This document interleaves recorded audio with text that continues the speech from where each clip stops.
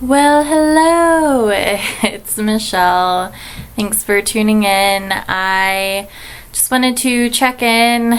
It is less than a month away from my surgery now, so about 26 days to go.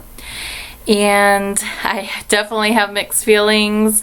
I'm really excited, I'm really nervous, I'm really anxious, I'm scared, I'm excited again, looking forward to the future, kind of all of those mixed into one, because I know how much my life is about to change, and change for the better.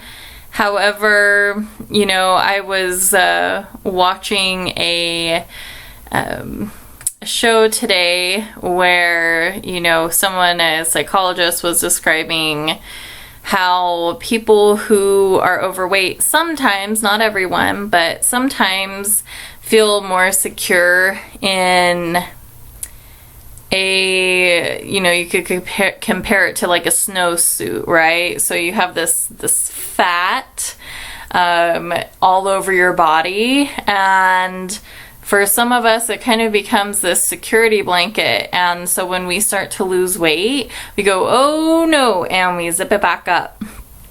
And I actually kind of related to that. I never really thought about it in that way, but actually it is kind of a security blanket. The women were talking about how they didn't want to have guys hit on them all the time, or have the insecurities that come with being good looking, which sounds totally, bizarre to some of us. Like, why would you be afraid of being attractive?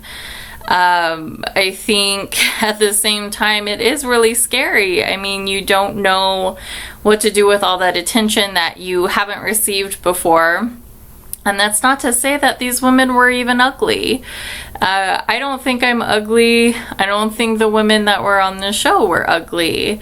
It just so happens to be a little more comforting knowing sometimes that you're not in everyone's you're not in the male gaze, right? That we all learned in Renaissance literature what the male gaze is, and not being judged or held accountable for being too hot or too sexy, which, as I'm saying it out loud, it sounds seriously stupid, which it kind of is, but nonetheless, sometimes our brains go there, right? So, speaking of stupid, I had I will say, less than stellar experience recently with my mother, who didn't, she wasn't informed of what I've been doing for the past 6 months, which is researching, dieting, exercising, just coming to these conclusions, on my own, doing the hard work that I needed to do to qualify for this surgery. My mother and I, we really don't have much of a relationship, and on top of that, not a good relationship, not much of a relationship. So, twofold in a way, it's been easier being adults and being apart from each other. We don't talk to each other very much, we don't see each other very much, and this kind of helps in a way for us to tolerate each other. We're very different people, and we believe very different things, and we have very different attitudes, just kind of a lot of different things. So I had a lunch scheduled with her the day that I found out I was approved, like the exact same day. And I can't even tell you how thrilled I was, on top of the world. It was just kind of, it's a sigh of relief, and you think, okay, all my efforts are, great. They're paying off, to be able to do this surgery. I had not told my mother anything because she just happens to be pretty negative. And I was contemplating whether or not to say mother or just a family member. I think it's important to say that it was my mother, because if you have a parent situation that's similar, it doesn't help you if you think it's like an aunt or something like that. So just for the sake of honesty and being upfront, it is what it is. So we meet for lunch, and I tell her, hey, I have great news, and her face lights up, and and just immediately I go, I'm not pregnant. And she's like, oh, well, okay, what is it? So I told her I was approved for weight loss surgery, and she just gets this look on her face. That kind of, I'm judging you, but wanting to seem concerned, but not quite sure kind of face. So she begins to ask me a lot of questions, and who's your doctor? What's the facility? Did you just see some sign off the side of the road that asked if you wanted to lose weight? And that was really offensive. I'm a college graduate. I'm educated. I have always thought of myself as a slightly intelligent person. I don't think I'm a brainiac by any means, but not gonna call a sign written in a Sharpie marker off the side of the road either. Kind of stupid. So, no, Mom, I researched this. It's one of the premier institutes in the entire country. People fly in from out of state to go to this place. Oh, okay, well, I don't know. And then she asks probably the most hurtful question, the one that us women or men don't want to be asked before we're getting weight loss surgery, which is, are you sure you can even do this? Yeah, which, total bummer, right? I mean, yeah, we wouldn't be doing this surgery if we didn't think we could do it, right? So, yes, Mom, I can do this surgery. I am excited. I'm confident. I know I can do it. I just know that I can. And I think it was hurtful because it wasn't more along the lines of what I have been receiving, which is, this is great. You can definitely do this, Michelle. You have what it takes, and you've been waiting for this for a long time, and good for you, right? That's the kind of support that we need. Like, you can do this, Michelle. Like, it's going to be a little hard, but I know you can do this. You have the willpower, you have the stamina, you have the strength. That's kind of what we want to hear, what we need to hear, right? So, that hurt my feelings pretty bad. And then, I just kind of kept being a broken record. Yes, Mom, I am confident, I'm excited, I'm going to have it, it's happening, get on board or don't.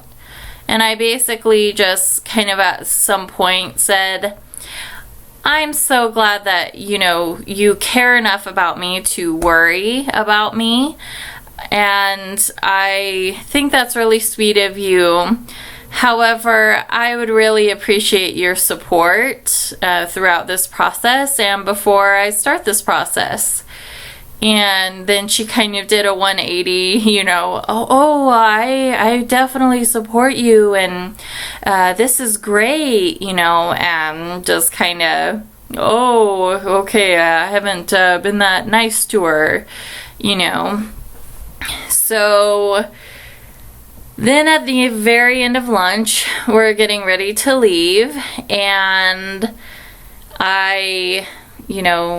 she tells me, well, you know, I need to lose weight too, and so maybe we'll be losing weight together.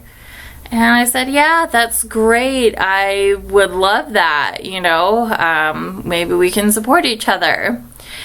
And she goes, well, I can't do anything extreme like weight loss surgery. I just have to get up off my fat ass and go work out. I'll just kind of let that sink in for you for a second. So one of my sister's takes on that comment was, it was totally self-hatred, not having anything to do with you, probably wasn't geared towards you. And then my other sisters and my husband and some other people, when I told them that, they all go,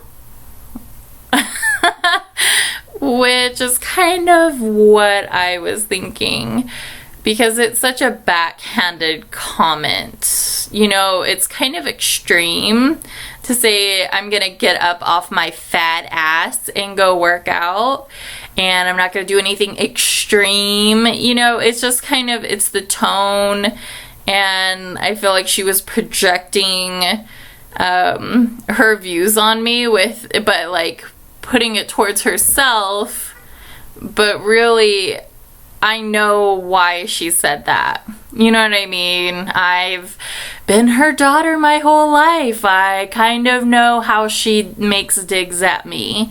So that bummed me out, but I kind of figured out that she's a perpetually unhappy person, and she's very judgmental, she's very critical, and that extends to herself as well. So I do feel bad for her, and sad that she's never happy. Sad that she feels the need to criticize others to feel better about herself. What a sad existence.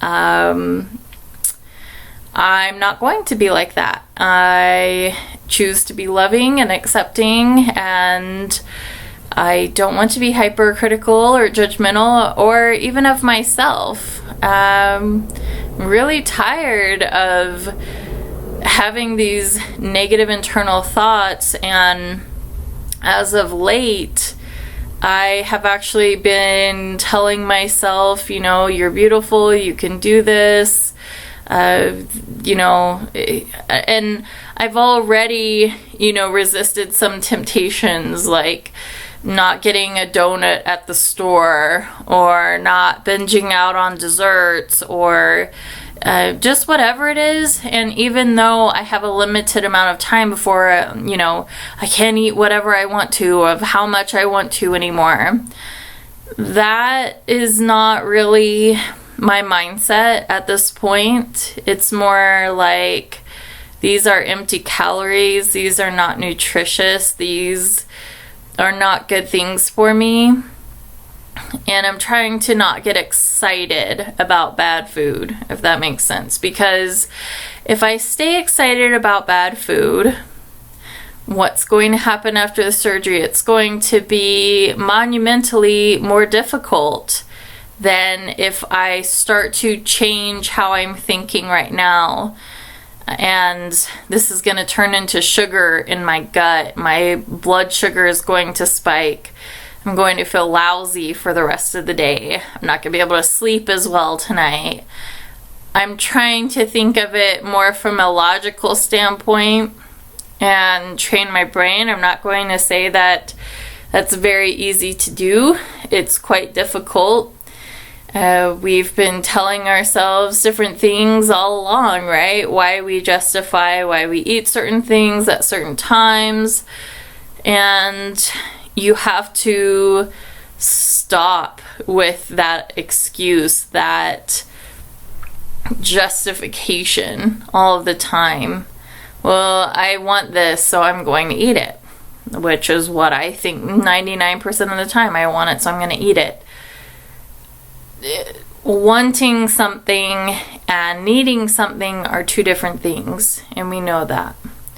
So I guess wish me luck as I continue trying to change my habitual thinking, my critical thoughts, and also dealing with family members or member who is a little less than supportive. So thank you for tuning in and listening, and I hope that if anything I say helps you, I'm so happy. If it doesn't help you, I'm sorry, but thanks for listening anyway, so have a good evening.